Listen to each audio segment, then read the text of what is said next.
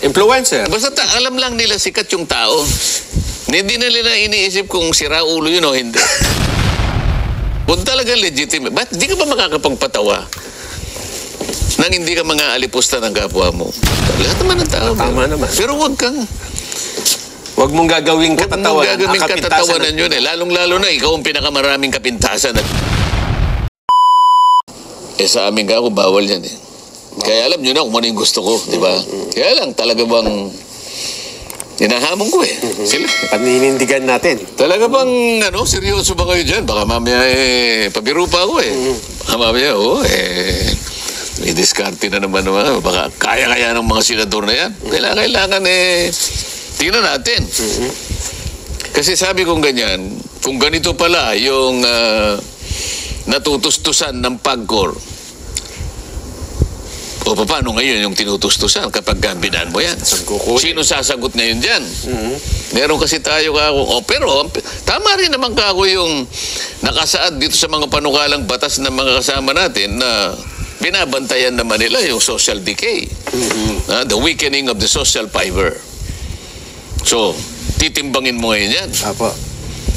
Tapos binanggit ko alam mo nyo kasi ako sa public administration, meron tayong mga umiiral na doktrina ng public administration. Kung tawagin ay mga key principles of public policy. Ang isang sa nakalinya dyan na malapit-lapit dito sa pinag-uusapan natin ay yung Pareto efficiency. Pareto. Efficiency. P-A-R-E-T-O. I-google mo. Tingnan natin. Minsan tinatawag yan Pareto optimality. Ano ang ibig sabihin ng na yan, ng prinsipyo na yan? Ito ang kalagayan ng isang estado na nag-allocate ng resources. At sa kanyang ginagawang yan ay imposible na magawa niya na mapasaya niya ang isang sektor nang hindi niya napapalungkot yung isa. Ayun. Kahit ano pang gawin mo, okay, halimbawa, tugunin natin yung lumalala at sinasabi ninyo na salot. Matugunan yan. Binan nyo naman ito. So, merong sumaya, merong lumungkot. Tama? Tama. Alin tayo dyan ngayon? Ay, sabi ko, alam mo ang pinaka-problema rito, Mr. Chair, kung halimbawa yung regulasyon na isa sa mga scheme na pwede natin pagpilian. Halimbawa, nagbutuhan tayo, total ban o regulation. Alam mo, matatalo yung regulation dahil nga itong PAGCOR na to, wala ka akong naipapakita. Tama. Nakatibay. Na nakapagre-regulate siya. Hindi effective sa trabaho. Napapasama pa nga yung iba ako. Tingnan mo ako yung isang online game operator na DG Plus. DG Plus, Yan yata ako yung nag-sponsor nung isang concert. Ng isang concert. Isipin mo, gagamit ka ng mga, alam nila, sikat na tao yun eh. Sikat. Influencer. Basta alam lang nila sikat yung tao. Hindi na nila iniisip kung sira ulo yun o hindi. Di ba? Oo nga, tama. Isipin, ang kanyang gawain magpatawa. Okay naman yun.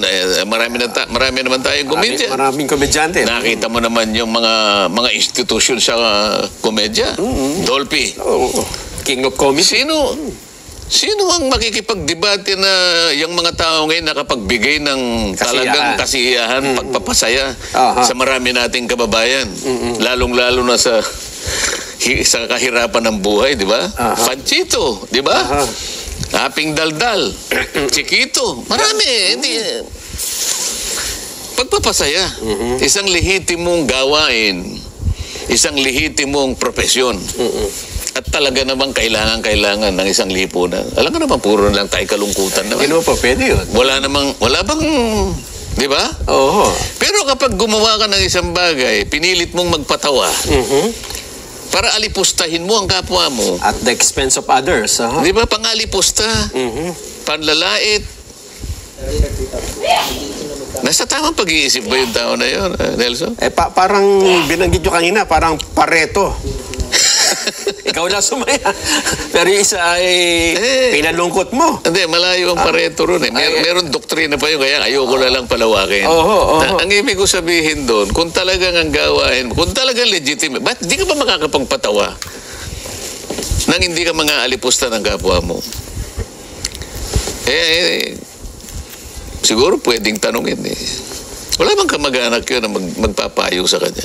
Yun talagang tunay na kamag-anak. Oo nga, kaibigan. Kaibigan kaya. Nakakaawa eh, di ba?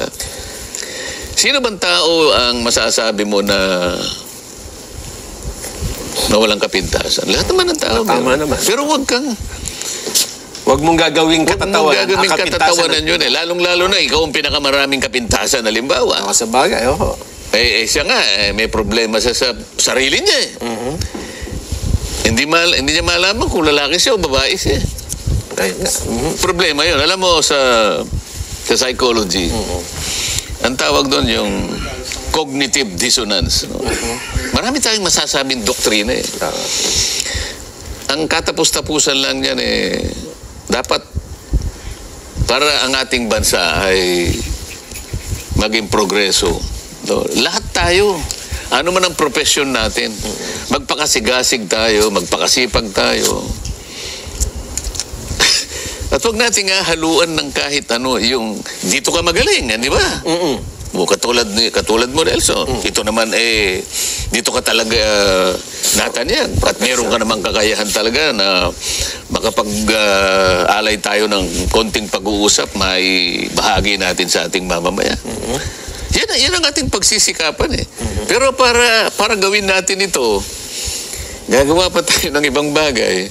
May ginagawa ka na nga mabuti pagkatapos pasasay mo walang net effect na maganda yun eh. Di ba? Kaya ko lang naman nasabi sapagkat ang pinag-uusapan namin noon, online games eh. Ngayon, kung ibinabawal ninyo, sabi ko, pinabawal natin. Kayo na nga nagsabi kanina, nagiging salot na ng lipunan. Ako makasangkapan pa sila ng mga tao para lalo itong may palaganap, gayong nasisira na pala yung lipunan. Hindi ba? Opo. Kaya inconsistent eh. Kaya ko lang naman nasabi yun. Ayun nga, kasi nagpakita sila ng slides sa Senate na mula 2021, Noong 2021, ang online income nila, yung sa online gambling ay 18.98% lang eh. Pero as of June 2025, naging 59.92 from 6.19 billion, naging 32 billion. Kasi ang bilis ng paglago. Nung pinapaliwanag din, lalong-lalo na nung panahon ng pandemya, yung COVID-19, walang magawa yung doon nila naisip yan. Sa mga concentrated, dahil kung walang masyadong aktibidad, hindi mobile lang tao, nasa mga bahay lang, lahat natatakot. Gusto naman siguro nilang i-entertain. Gumawa ngayon ang pagkakataon ngayon na ma-entertain at yun na nga, nahirati sa ganon. At yung iba nga, hindi na purely entertainment, naging sugal.